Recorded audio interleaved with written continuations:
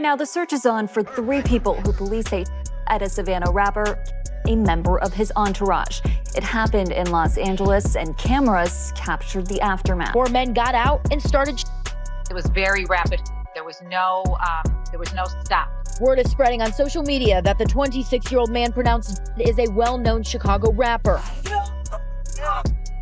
This man, a passenger in that car, frantic at the sight. With news outlets documenting the alleged crime that Durk took part in connected to the passing of Lil Pab. His lawyers have now presented 3 possible ways to have Durk released from jail in 2025. They would begin in court by presenting Lil Durk's alibi based on lyrics that prosecutors claim he used to sing, where Durk's lawyer would announce a move inspired by the YSL trial playbook. Lil Durk's producer stated in a declaration in the murder for hire case that the verse in the track featuring Babyface Ray, which prosecutors claim referenced the passing of Lil Pab, was actually recorded 7 months before the incident. The court document included an attachment showing the original project file was created and recorded before the passing even happened, with the lyrics in question being, and I quote, "Look on the news and see your son screaming no, no," as Quando Rando was reportedly at the scene shouting no on the sidewalk.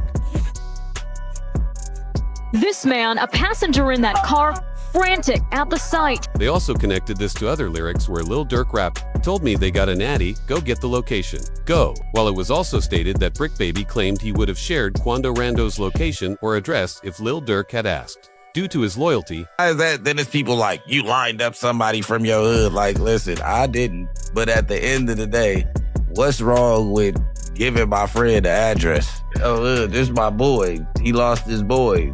Who did it could be around. 9 times out of 10, had he had asked me, I probably would have been coking if he even asked anybody, if this is even true. But 9 times out of 10, like I said, can I leak a bar? Sure. I said if he make the call right now, I'd up it. Right. As Brick Baby allegedly agreed not to speak against Durk. His statement in an interview raised concerns, while Durk's screaming no lyrics connected to Quando Rando remain one of the most striking coincidences. Prosecutors then presented their own evidence against Lil Durk and his legal team in court, announcing they have over 230 gigabytes of digital evidence, including audio recordings, video footage, and surveillance material, along with more than 20,000 pages of reports still being processed for discovery. DJ Akanix explained that it all begins with Durk's albums, suggesting that Lil Durk's music titles and projects outline a pattern connected to the alleged actions of 2020 Von, 2021 his brother dies. 2022, the niggas who his brother, they get clapped. The to Von, at least a cousin of theirs get clapped. 2023, he drops an album, I'm almost healed. You ever think about that, chat? It's like poetic. 2020, Von dies. 2021, his brother dies. 2022, get back for both those situations. 2023, I'm almost healed. Crazy, huh? As it appears, Lil Durk may have created a path for himself through actions tied to conflicts with rivals, which he later expressed in his music. While Durk's lawyers presented an alibi for the evidence, prosecutors responded by reading claims that federal authorities believe Durk wanted certain individuals dealt with, including Stephen Mack, who was connected to the passing of Durk's brother Defame, and OTF Jam's partner, who reportedly passed after Durk discovered Jam was wearing a wire. Authorities believe OTF Jam could be key in linking Durk to multiple allegations, referencing an Instagram Live where Durk appeared to notice Jam adjusting his jacket while speaking quietly into it, as if checking a recording device. Hey, kid! I ain't gonna with my whole dream change. I ain't gonna lie, feeling like back in the day. Oh my God! Oh dang! I'm like, you said, yeah, he said, he said, man. You need to check on your man, learn together. That's it. Yeah, they. I ain't gonna lie, man. Hey, when I was growing up, I don't have a damn architect. Having a who? I'm having a damn. School trying to stop time. All that whooping on the net, it got your man. Metro! Alongside this, prosecutors also investigated additional incidents connected to Lil Durk. A newly unsealed file linked him to a Chicago case where he is alleged to have been involved in the incident involving Stephen Mack. It is believed Mac was targeted in retaliation for the passing of Durk's brother, D. Court documents included an Instagram story posted by Durk approximately 30 minutes after Mac's passing, where he referenced defame, which was later deleted within 15 minutes. The following day, Durk reportedly posted another story where he appeared to be laughing. You can't see us, boy. What? Tweak on the folks. Hey, somebody always said, slap car. Somebody always said, slap car. As authorities worked to build a timeline around the Instagram Live, it was rumored to have taken place within 48 hours of the incident. However, this is where Durk's lawyers achieved a major development in court with their second argument for his release. It was reported that Durk's rapid prison transfer was due to safety concerns within his unit, as being a high-profile artist made him a target for financial pressure and threats. This raised concerns for the judge about Durk's safety in custody, suggesting he may not be adequately protected. There are also claims that Quando Rando may still be involved in ongoing tensions. While both Quando Rando and Lil Tim gave separate interviews delivering nearly identical messages on the same day, some viewed this as coincidence, while others believed it was an effort to avoid further attention if anything were to happen to Durk in custody. Lil Tim, who was involved in the incident with King Von, stated the situation could have been avoided and suggested Durk made a serious mistake pursuing retaliation. Like, shit, I was just protecting my little brother. When you did finally find out that it was King Von who did it, how'd you feel?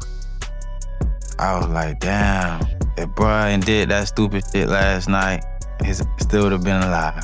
That's how I was. But I was like, yeah, I ain't know the type person I am. Like, I'm a humble person. I ain't know no disrespect to like his mama saying f him and shit like that. Cause I could easily get on that type of stuff and be clout chasing type. Like, I ain't on that type. I'm a humble person, but it's like, they ain't never popped that shit off. That would have never happened like that. This was further supported by Quando Rando, who shared a similar message in a separate interview, expressing that he wished events had unfolded differently. He noted that Durk has a family and major responsibilities, but may have risked everything. Whoever on my side, they got kids and a mama that 100% love them. And at the end of the day, bro, all this bull that we talking about is stupid.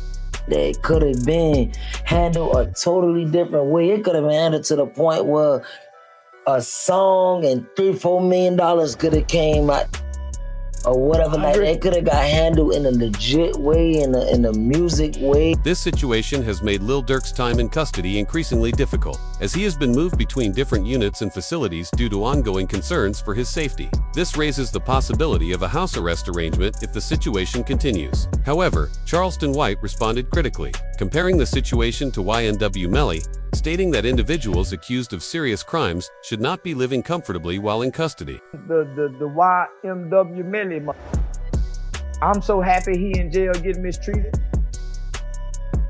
Yeah, I'm so happy he in jail getting mistreated, homie. Homie, when you take a life, homie, you ain't got a right to complain about a motherfucking thing, about being mistreated. When you done chose to play somebody. As Durk's chances of release appeared to increase, prosecutors moved to present more evidence to prevent it. This included a video clip of Brick Baby speaking publicly, stating that people can no longer claim Durk did not act in response to King Von, referencing Lil Pab. After Durk's arrest, Brick Baby reacted to his own previous interview during a live, which made it appear that his statements may have drawn federal attention to Durk. Just said, 5 Chicago gang members with ties to Lil Durk, OTF, accused of being hired to alive Quando Rondo in the LA incidents where Lil Pab was alive. Suspect faced the penalty if convicted. But was this an attempted hit or well, they can't say that no more. Then they put you as Why? Like, who died? You can't say that no more. Oh, because of FBG Cash? Oh, who? Federal charges in California? Nah, because Lil Pab. So this is about the... Oh! What's that? But I'm just saying, they just say you can't say that no more. As federal authorities began focusing on Lil Durk, some of the earliest evidence they identified included footage of King Von shopping for jewelry, alongside individuals who were later arrested with Durk, including Deed and Boogie. Voluntary. They big fan. We just looked at him, man. Let's go over there. What up, bro? Boss, you good? My boy. Let's go. They got real in here, man, because he just stepped in. The money man stepped in. This suggested a possible motive tied to retaliation for King Von, but concerns grew when reports stated that Durk learned his co-defendant, OTF Von, who is King Von's cousin, requested protective custody during a recent court appearance. This reportedly caught the attention of Durk's close associate, OTF Buna. No one know what's going on, but them people that's in them courtrooms, man. For real, for real. Them be false accusations. Y'all don't even know what the be going on for real. Y'all really be trying to play Inspector Gadget and all this. Y'all just be weird as that's what I be talking about, man. Like, first y'all they threw the jams rumors out there. Now y'all talking about Vonnie a snitch, gang. A snitch on what? Y'all don't even really know what's going on for real. My kids, y'all really just be running. And that's why I don't participate in nothing that got to do with nothing illegal. Because of you, y'all be trying to get them put under the jail. As the situation continued to develop, DJ Academics also spoke about Otani, who was rumored to be cooperating, which led to widespread confusion. When you see Flacco post something, you almost gotta be like, look at this headline. Lil Durk found out his co-defendant OTF Vonnie, King Von cousin, filed for protective custody when they came to court. Okay. That sounds so crazy. This is why we have streams like this. This is, you know, I'm not gonna get on anybody or anything like that, and I'm not gonna ever say that I haven't, you know, maybe jumped maybe once in a while, but I definitely do aim to be correct, and I never try to be incorrect out of malice, right?